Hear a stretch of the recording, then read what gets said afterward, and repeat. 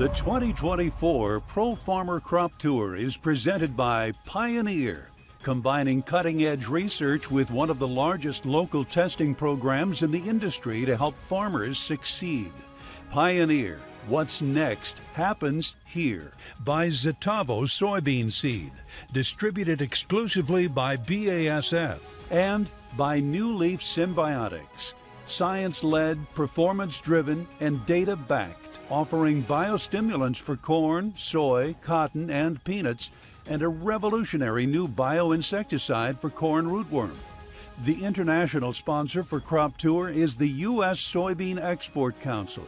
Crop Tour 24 is also supported by RCIS, by Case IH, by Meristem Crop Performance, by Sweetwater Technologies, by Farm Credit Services of America, by Firestone, by Morton Buildings, by Nutrien ESN, and by BW Fusion. Hello and welcome to the third night of Crop Tour Live. I'm Clinton Griffiths, the host of Ag Day and editor of Farm Journal Magazine.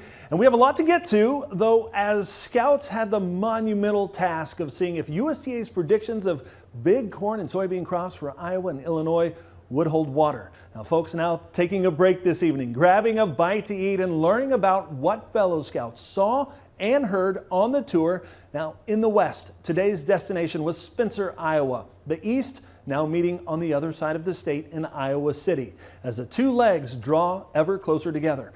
All right, Chip, we got the numbers. It's top of the hour here. Let's go over to Illinois first. Brian, read us the day's numbers there in Illinois. Absolutely. Corn yield average of 204.14 bushels per acre, up 5.4% from a year ago. And on soybean pod counts, 1419.11, up 11.7% from last year.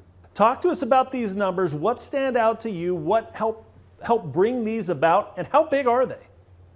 Well, first off, it's a record for corn and for the crop tour, and so that anytime you post a record, that means something. But you know, the ear counts were up, the grain length was up, and that's how you produce a big yield, and in this case, a record yield, because you have to have the ears first off, and then they have to build a lot of length, and we saw both of that in the state of Illinois, and probably not too much of a surprise. I mean, USDA put a record 225 on it, and you know, there's reasons, and we know the reasons behind the differences between us and USDA over the years in Illinois. As a matter of fact, we know that when it's above 200 bushel, we miss by a larger than normal percentage. Yeah, when it's you know, a record, previous record years, we miss by even more, and there's reasons for that, and that's all goes into the analysis that Pro Farmer puts on it at the end of the week. And you know, when we come up with our not only Illinois estimate, but the estimate for the U.S. Corn crop. Talk to us about the soybean side of things there. Also a big number, even bigger Absolutely. than what we saw last night from Indiana. Yeah, so you know, up 11.7%. That's huge. This would be the third highest pod count that we've ever gotten out of the state, behind 1998 and 2000. And so, yeah, really heavily potted crop. Now, along my route today, I didn't see that heavily potted crop. We saw heavy pods. Don't get me wrong. Not as high as what the state average was when all said and done. You know, one of the other things I think, you know, if I switch back to corn real quick, typically crop districts 5 in East Central and 4 in Central Illinois. That's some of the best dirt in the world, and they typically are the leader in terms of corn yield. They actually, both of those were under the state average this year.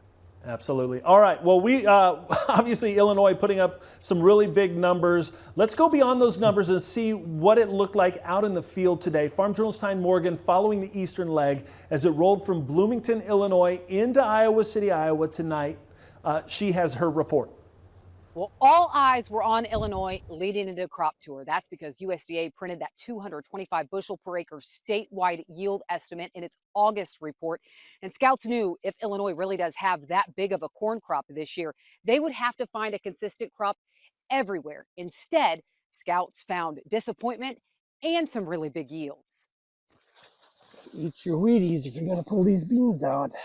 Mark Bernard's been scouting fields across the eastern leg of Crop Tour for 21 years. And this year, There's up 48, 49, 50, 51. he's measuring a monster bean crop in Illinois. That's kind of been the one problem. Illinois has really got some nice beans. It takes a long time to count them. He says the plants are loaded. With mostly 3-bean pods, Bernard did see some insect pressure, but the damage wasn't enough to rob yields. And as he traveled across Illinois closer to Iowa, the pod counts grew even more. As we're coming west, I think we're going to start to see pod counts increase, and that's what I've seen so far. But the scouts were less than impressed with Illinois' corn. One sample is 140, our second stop this morning. We just sampled this field, and we're roughly 30 or 40 miles from that other spot, and this is 100 bushel better corn. But a 100 bushel per acre swing in just 30 miles could spell trouble for setting a new yield record in the state. If we want to have a record, you have to have no variability, and that's a amount of variability. Even with the problems in places, you can already see this ear is already fully dented, and it's a nice fat ear around. there are still parts of Illinois with a phenomenal corn crop growing in the field. It's hard to tell if it's going to be a record crop, but certainly things are set up for a record crop. Dennis Wentworth farms just outside of Bloomington. He says they have near perfect plant populations and they've seen ideal weather. And that means on his farm in McLean County, he could be growing a record crop. I would say we'll end up in that 240 to 260 bushel range. I think overall we're going to be 20 to 30 bushel, which would be 10 to 15% above last year. With the potential to see yields 30 bushel per acre better than last year on this farm, Scouts on Crop Tour wanted to see consistent fields like this everywhere across the state. And this year, they didn't. But are you disappointed? Yeah, I'm disappointed. Yeah. Honestly, I saw so much variability on my route. I didn't think that maybe it was. But now we get the numbers in, and that's why we run all the routes and Yes. why we average up the numbers. And I think that that's the important thing. Illinois is great. It's fantastic.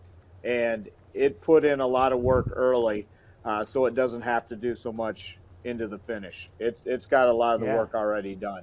Those were heavy ears. I mean, extreme heavy ears that we pulled in a lot of cases. Even on some of the lower yielding samples that we pulled, they were still heavy ears. What are you hoping to see tomorrow, Brian? Is there anything on your radar of like, I'm looking for this? Yeah, so, I think we know that there's some pretty big yields in southeast Iowa, east central Iowa. I think, we heard before, it's that upper portion, northeast Iowa. Really good around our area in Cedar Falls this year. But not everybody had that. And I think that will be the key as we move forward tomorrow. Now, this isn't the end of the tour. Scouts have one more day of sampling, measuring, and counting to go. In the east, they will set out bright and early tomorrow morning, wrapping up their time in eastern Iowa, moving toward the final destination of Rochester. And from the west, Scouts will leave Spencer, Iowa. Will meet up with the eastern leg there in Rochester as well. Now, USDA expecting record corn yields from both states along with bigger soybean crops. Will that happen? Join us again right here tomorrow night, shortly before 8 o'clock Central Time or 7:55 to find out during the final day of Crop Tour Live and the Pro Farmer Crop Tour. Good night, everyone.